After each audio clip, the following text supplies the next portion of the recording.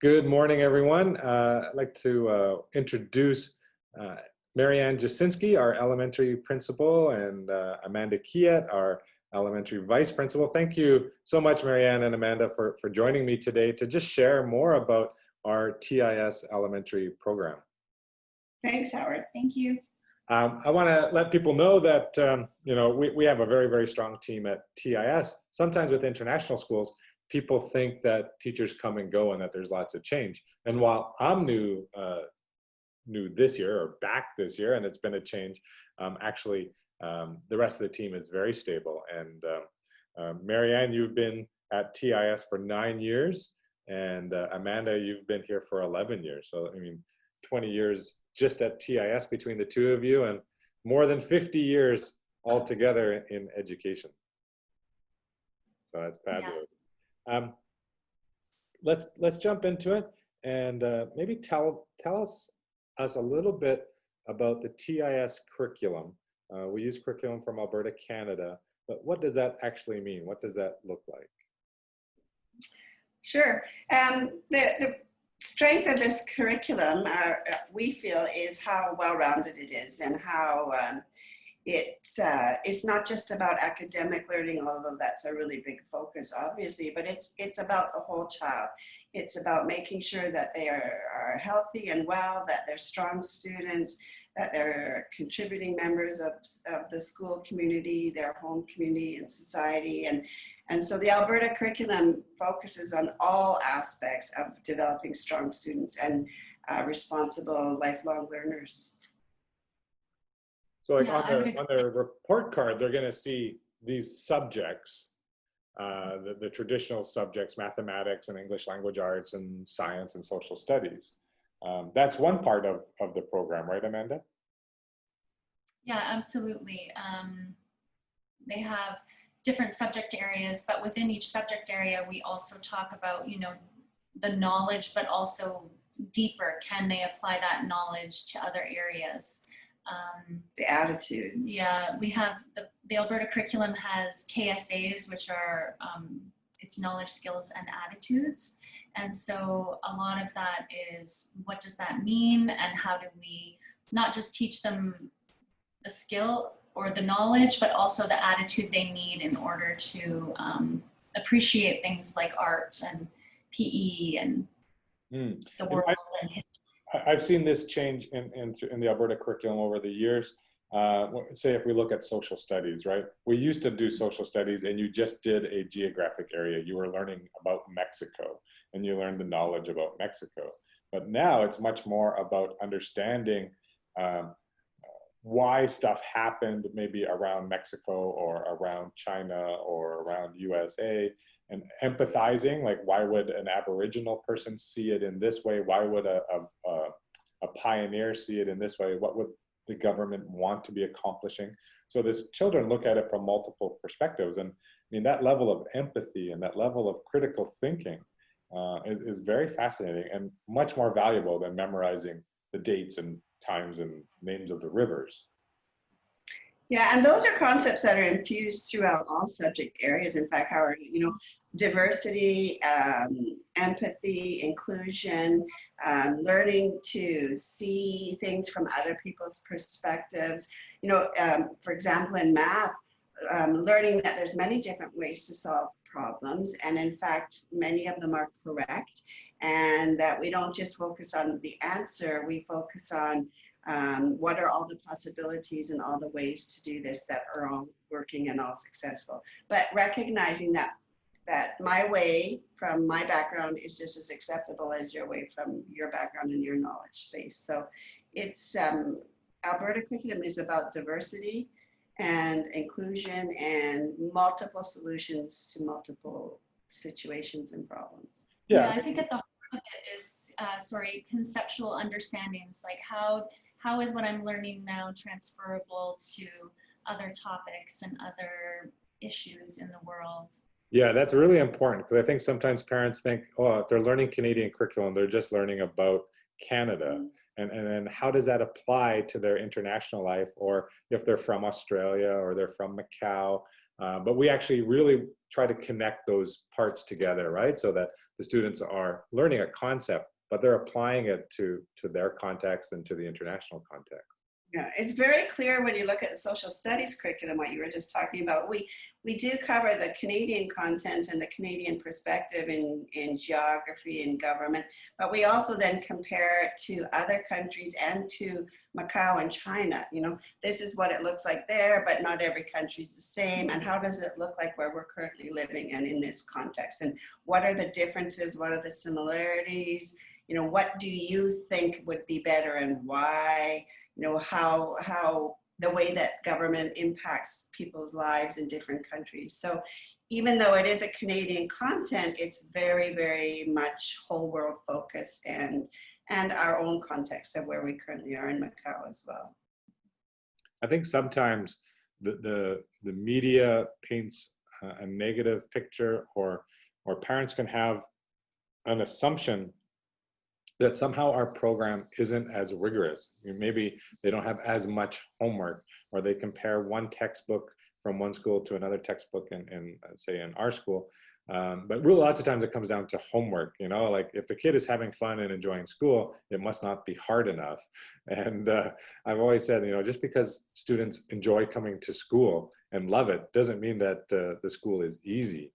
It's quite the opposite. And we have some actual evidence, right, that Alberta curriculum is highly regarded. It's recognized by many education people are looking at it, at how they can learn from it, how they can bring it into their own jurisdictions, but also the standardized tests. So when we look at PISA test scores, our students are scoring the highest in Canada in math and science and language arts, and also in the top 3 to 4 of countries when we compare on a country basis, just Alberta, which is our curriculum. And then I think one of the benefits we have with TIS is that all of our students write those PISA tests, so we can actually see exactly how they do, and they're doing very well. So I think I think that starts in elementary. Yeah, even though the PISA test happens in middle school, why do you think it starts in elementary? I think we're very intentional. Like, you know, we talk all the time as teams about how do we make these concepts, how do we teach them in a way that it's going to stick? And so I agree with what you say about it. It might seem like it's maybe a little more fun and games, but that's intentional because we know how kids operate, and even ourselves as adults. You want to have your learning be enjoyable because then you actually have that deep learning. So we are intentional with that because we know that's best for kids, and then it sticks, and that carries forward every year. You know, the other thing that pops to my mind in that conversation is reams and reams of homework is often very factual based and very narrow and involves a lot of repetition and rote memory. And what we're more focusing on in this curriculum is processes, not just a product where you can say, I did 50 multiplication questions. You know, instead, how about if you understand how multiplication and division are related and how they're inverse operations, like, you know, a lot deeper understanding as opposed to just memorizing facts and knowledge and being able to spew it back out. Right, and doing something like that for homework is difficult. They need the guidance of a teacher on how to do it. And so homework does just become practice. It helps us speed up our fluency and how quickly we can do math or something like that. But it's not always, you know, we don't do homework that's going to be confusing to parents, and the parent doesn't know what to do with it or can't help their child. So.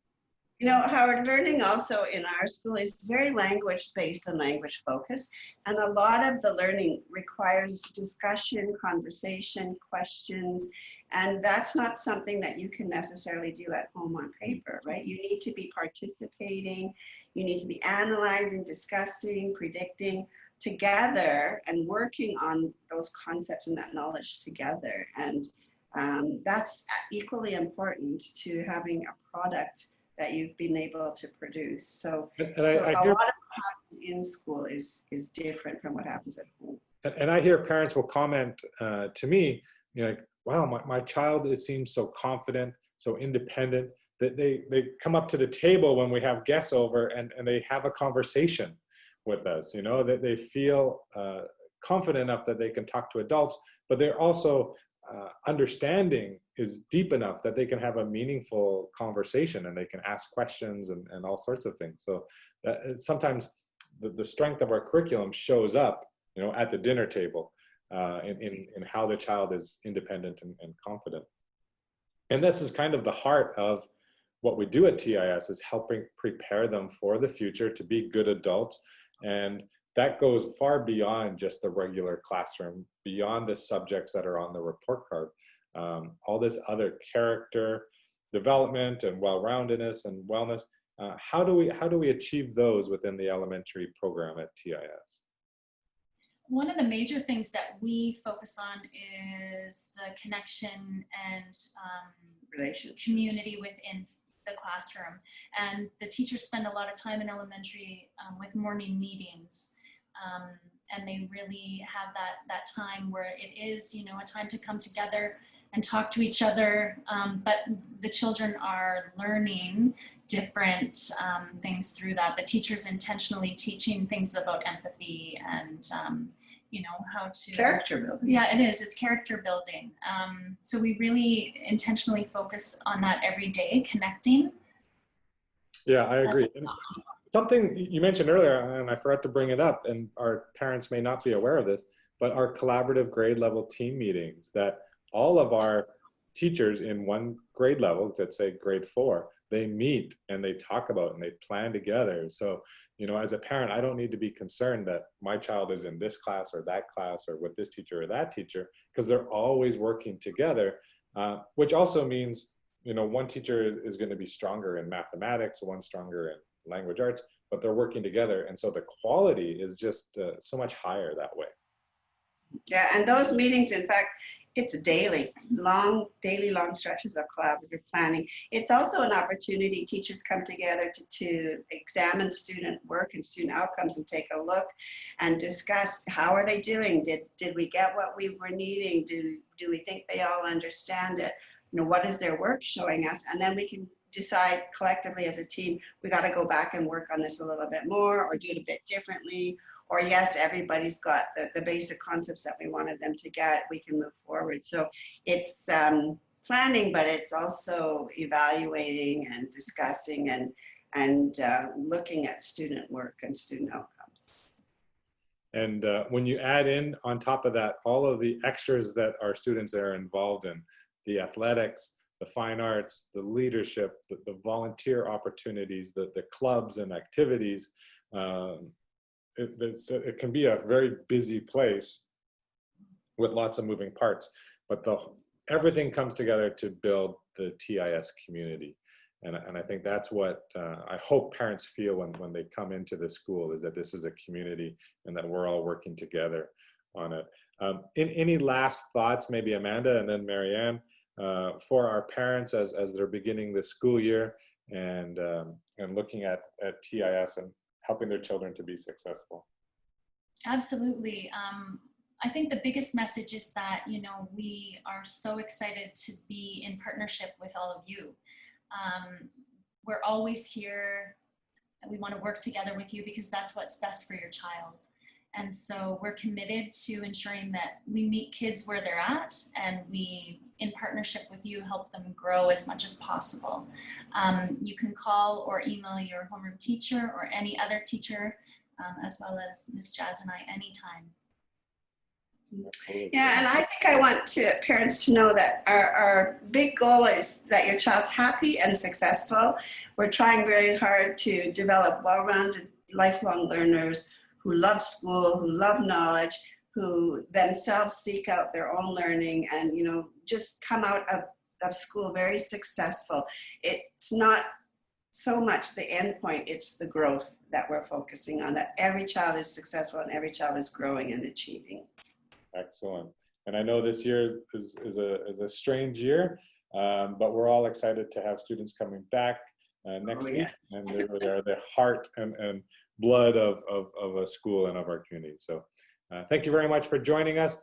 And we'll talk again soon. Thank you. Bye-bye. Yeah. Bye.